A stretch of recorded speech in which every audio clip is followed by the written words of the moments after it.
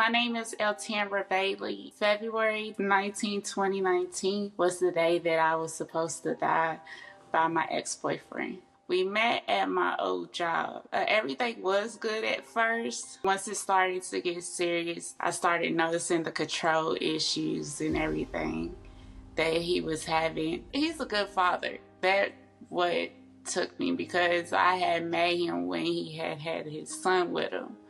And I saw the way of how he was interacting with him. So that's what made me fall for him. My ex-boyfriend and his son were at my job, meeting his mother, of who I was working with. I had talked to him before we started dating, but I just thought he was funny. I noticed he tried too hard, which was different. We started introducing our kids around each other real quick. It was like soon after he asked me to be his girlfriend, then it was like I was meeting his son, then I was meeting the family, and then we was being around the family, and it all happened within a month's time. I was happy about it because I thought, well, for me to be meeting his family and stuff, then it must be that he's not hiding anything, and it's a good thing. So I thought it was a good thing. I was happy about it.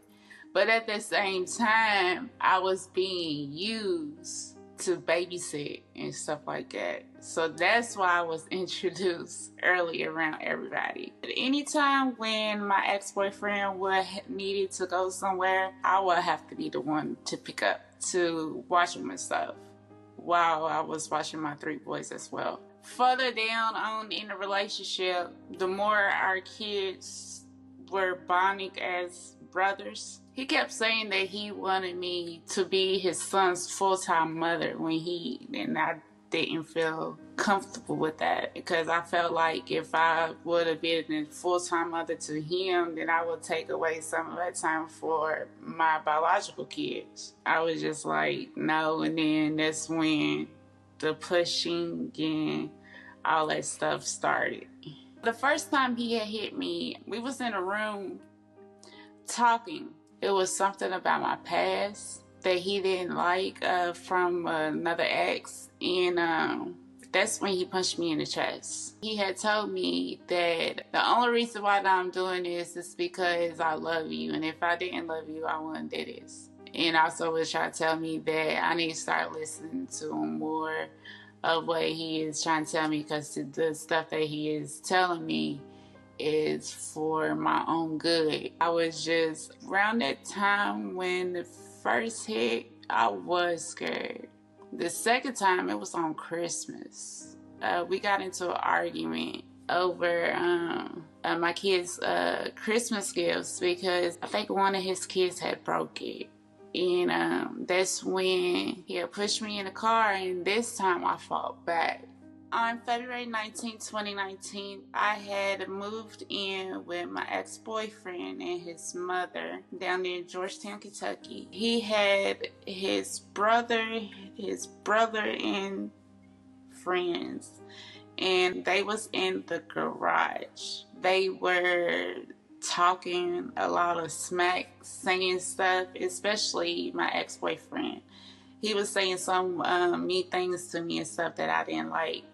So I had told him, well, if it's this how you gonna act, then I could leave, because I don't have to be here. So when I had packed up my bags and stuff and was getting ready to leave, as soon as I got to the door, that's when he grabbed my strap from the back, and he had pulled me onto the ground and start kicking me. When I had woke back up from being blacked out, I remember of him still kicking me in my chest, and then that's when he grabbed me from my hair to pull me into the bathroom.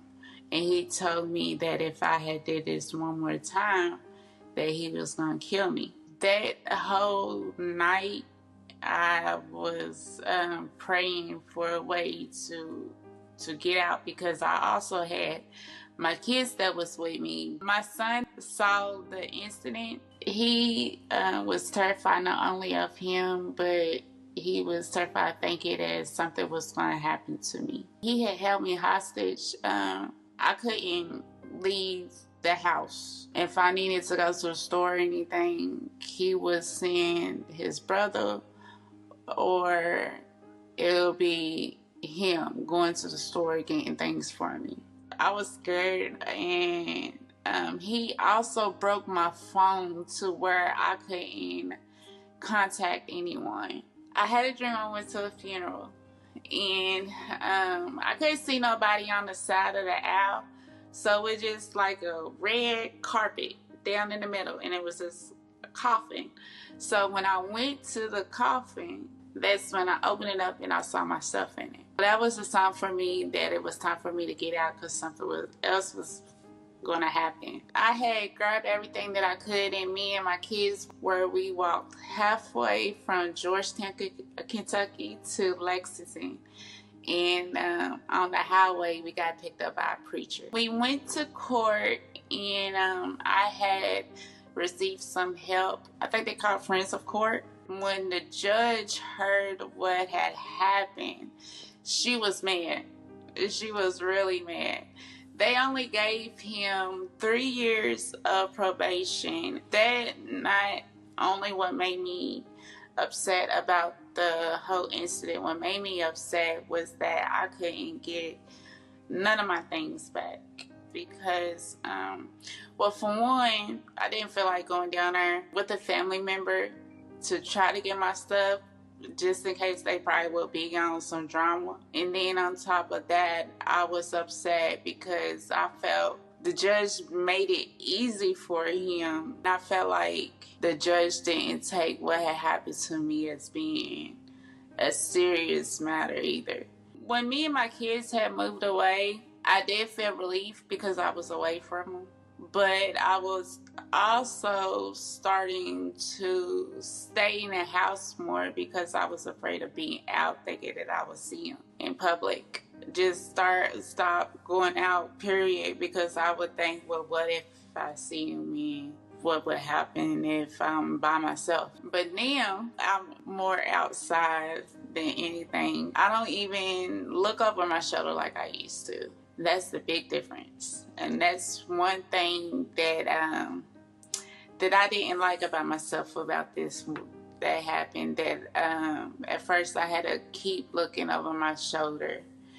And every time when I had seen somebody that kind of looked similar to him, I would always have a flashback that kind of reminded me of what had happened.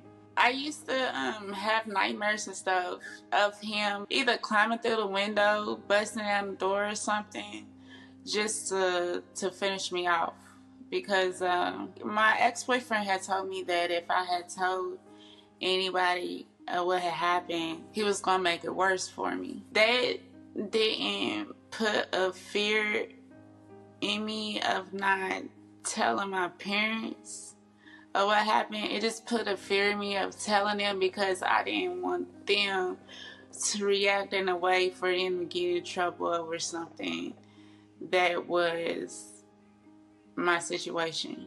I started going to therapy around COVID, when we first went into quarantine, because that's when I first started to feel the pain of the injuries started to set in, because when we first went in quarantine, I couldn't walk for those 3 months from when one of my hip was bigger than the other. That made me even more emotional, because it made me be myself even more, because I was mad that I had got into this situation. When I started to pay attention to how my body responds to anger, because I started to have more anger than anything, that's what made me decide to go into therapy, because I didn't like the person that I was becoming. It changed a lot. It gave me a different, not only did it give me a different techniques of how to handle stress triggers. One thing that I do want to say is that don't ever let anybody manipulate you into thinking that you are wrong and for wanting to stand up for yourself. I wrote a book about my assault, and it's called A New Start to Her. It is the introduction to my spiritual journey, and it's on Amazon. I'm working on my second book, which will be released next month, and this one is called Greetings Beloved. Allow me to reintroduce myself. My name is Eltamabra Bailey. My second book is basically improvements on my spiritual journey with healing, and it gives some insights on what you can do on working with your triggers, and it has a whole lot of stuff in her. I'm 36 years old. I am currently in school. I'm going to college online for my bachelor's in social work. I am going to use that to start my brand, which is going to be called Her Healing by Eltamabra. I'm going to be helping patients, and also domestic violence is my key points of what I want to do, because I want to get back the stuff that I have learned. I want to give that back to other people.